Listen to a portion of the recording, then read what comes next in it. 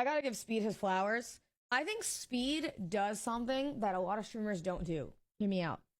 Speed goes to places that a lot of people won't go and shows off their culture, which I think is different than a lot of streamers, because a lot of streamers go there and they're like, oh, we'll go to this touristy thing, right? Even people in Japan, like, you go to a lot of touristy things. I think Speed gets a really good version of their culture. Even so much so that, like, bro, he's like, I've seen videos of him trying food that people give him from like street vendors. And they're like, hey, this is a very like traditional food that you'll see in a lot of street vendors in China. And he'll be like, okay, cool, he'll try it. Doesn't matter what it is, he will almost always try it. And like, I think that's something that you don't see from a lot of streamers. And I especially think Speed having such like a huge audience of like a younger generation too. A lot of the younger generation, you know, when you're a kid, if your family doesn't have money, you don't get to travel. And a lot of Americans specifically, I found out that it's normal in other countries for people to leave home and travel for 3 months. They do it in Australia, the UK, like they always do it in the UK. I've met a lot of people from the UK that say that that's like something every person does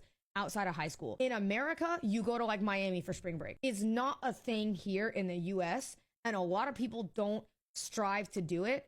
I think that Speed really shows a precedent of like traveling being fun and like other countries being fun. And it's places that like you wouldn't normally travel to. Like, I don't think there's a lot of people from America that go and visit China as often as like other countries, because obviously there's a lot of propaganda and stuff that's involved there. But I think it's really cool to see him do this.